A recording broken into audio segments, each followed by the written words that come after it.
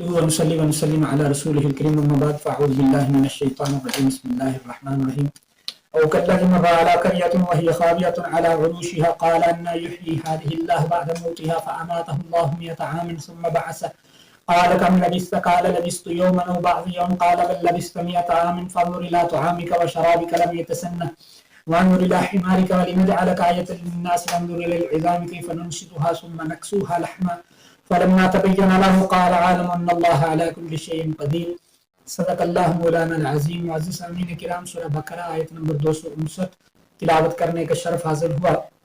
فرمایا کالذی، او شخص کی طرح مرہ جو گزرا، علی قریۃ ایک بستی کے پاس، وہی خاویۃ اور وہ گری ہوئی تھی، علی عروشها اپنی چھتوں کے بل. قال کہا اس نے، انا کس طرح یحیی هذه اللہ آباد کرے گا اس کو اللہ تعالیٰ، بعد موتها اس کے تباہ ہو جانے کے بعد. فاماتہ اللہ، پس اللہ تعالیٰ نے اس موت میں رکھا 100 عام 100 سال. ثم بعث، پھر اس کو زندہ کیا. قال فرمایا کم لبثتا، کتنا عرصہ تم مرے رہے ہو. قال کہا اس نے، لبثت یوما او بعض یوم، مرا رہا ہوں میں ایک دن یا دن کا کچھ حصہ. قال فرمایا اللہ تعالیٰ نے، بل لبثتا، بلکہ تم مرا رہا ہے 100 عام 100 سال. فانظر الی طعامک، پس دیکھ تو اپنے کھانے کی طرف، وشرابک اور اپنے پینے کی چیز کی طرف، لم یتسنہ وہ متغیر نہیں ہوئی. وانظر الی حمارک، اور دیکھ اپنے گدھے کی طرف، ولنجعلک آیۃ، اور تاکہ بنائے ہم تجھے نشانی للناس لوگوں کے لیے. وانظر الی العظام، اور دیکھ ہڈیوں کی طرف، کیف ننشزها کیسے ہم ان کو جوڑتے ہیں. ثم نکسوها لحما، پھر ہم چڑھاتے ہیں ان ہڈیوں پر گوشت. فلما تبین له، پس جب اچھی طرح واضح ہوئی حقیقت اس کے سامنے، قال کہا اس نے، عالم میں جانتا ہوں، ان اللہ بے شک اللہ تعالی علی کل شیء قدیر ہر چیز پر قادر ہے. یہ ایک واقعہ بنی اسرائیل کے دور کا، یہ پچھلے آیت میں بحث و مباحثہ مناظرہ گزرا حضرت ابراہیم علیہ السلام کا، یہ توحید اور وحدانیت کی دلیل، اور یہ پھر قدرت کاملہ اور اللہ کی یہ روشنی اور نور جو اللہ جس کو فرماتا ہے کہ ایمان نور ہے، اس روشنی کی یہ دوسری مثال اس رکوع کی. ایک بستی، یہ صہیون یعنی ہاں پہلے ہے یا بعد میں ہے. ہمارے ہاں اخبارات میں اور لکھنے پڑھنے میں یہ غلطی کی جاتی ہے، یا کو پہلے ہا کو بعد سہون لکھا جاتا ہے. یہ سہون نہیں، صہیون ہے. یہ ایک پہاڑ تھا، اس کے اوپر جیسے مری پہاڑوں کے اوپر آبادی ہے، تو یہ سطح سمندر سے 5000 فٹ کی بلندی پر ایک صہیون نامی پہاڑ تھا. اس پر ایک شہر بنایا گیا جسے مقدس اور مقدس دونوں کہتے ہیں. دونوں طرح سے پڑھنا ٹھیک ہے، مقدس بھی اور مقدس بھی.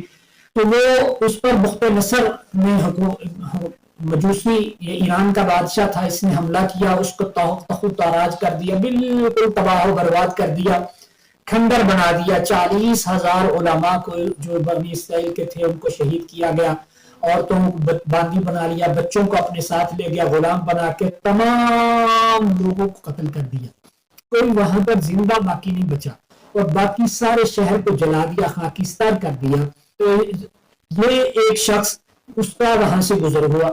اب یہ گزرنے والا شخص کون تھا؟ بعض نے کہا یہ کافر تھا، تو بعض مفسرین نے لکھا ہے نہیں، یہ حضرت یرمیہ علیہ السلام تھے.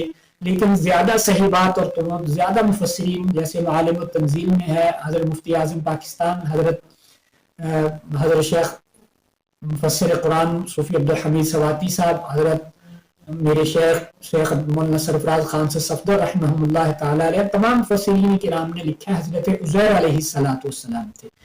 تو ان کا جب بستی میں گزر ہوا، بعض نے لکھا کہ اور بستی تھی، تو زیادہ کہتے ہیں کہ یہ یروشلم یا مقدس شہری تھا. وہاں سے گزر ہوا، دیکھا کہ یہ تو سارا تباہ ہوا پڑا ہے، یہ کیسے آباد ہوگا؟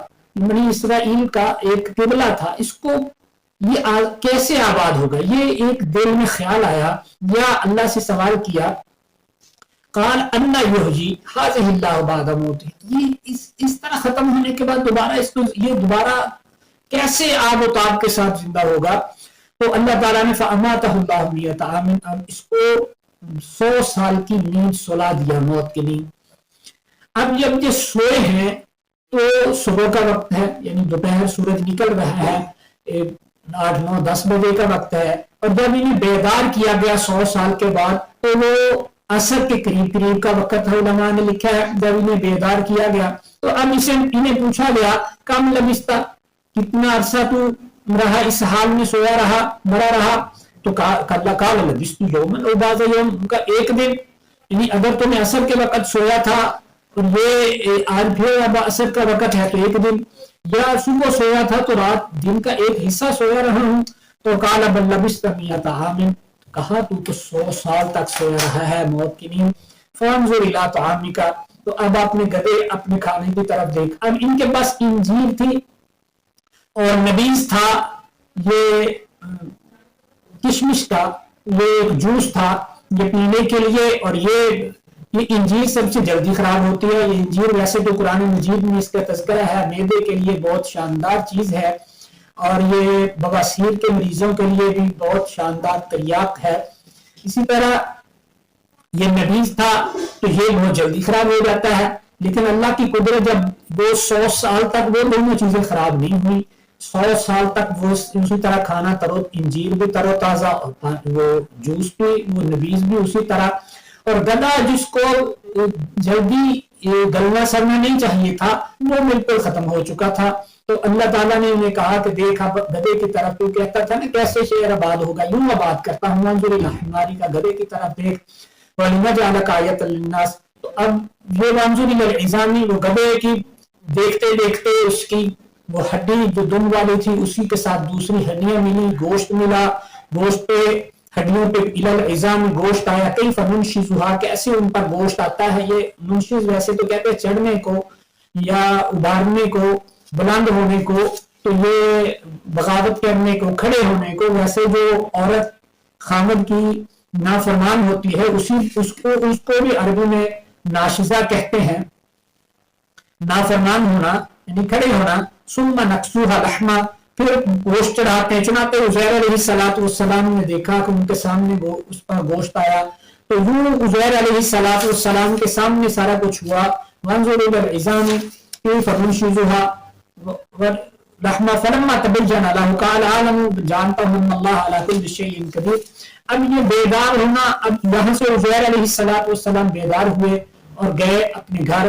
اب وہاں تو وہ شہری اب نیا بس چکا، وہ عزیر علیہ السلام کا مکان شہر کے کنارے پر تھا، آج وہ شہر کے درمیان میں آ چکا، پہچانے نہیں جا رہے، تو وہ تلاش کرتے کرتے اپنے گھر کے قریب پہنچے، تو وہاں ایک بڑھیا جو اس وقت جوان تھی یا بچی تھی، وہ بڑھیا ہو چکی، وہ پڑی ہے، اسے جا کے پوچھا عزیر کا گھر کون سا ہے؟ اس نے کہا تو عزیر کو کیسے جانتا ہے، اسے تو صدیاں 100 سال گزر چکا۔ ان کو میں ہی عزیر ہوں، یہ تو بالکل ویسے جوان کے جوان۔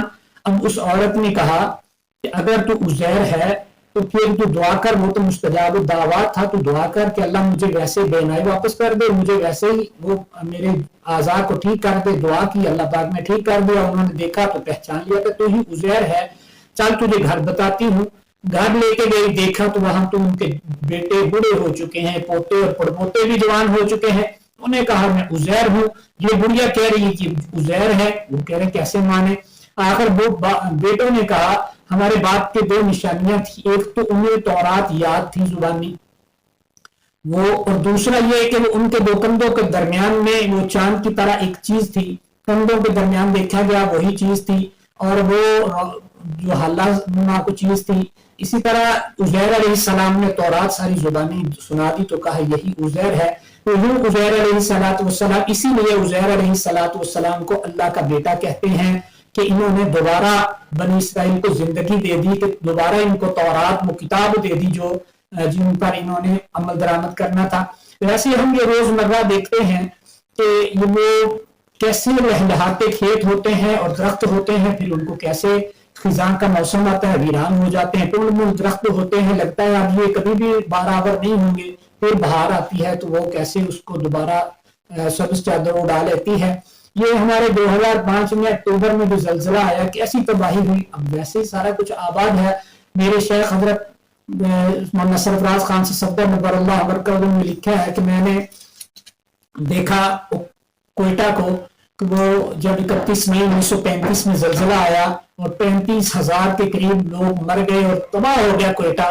پھر کہتے ہیں میں 62 سال کے بعد دوبارہ گیا تو وہ کوئٹہ جو اس وقت تھا اس سے کہیں زیادہ پر رونق اور آباد تھا۔ تو یوں اللہ پاک ان کو آبادیاں دیتا ہے۔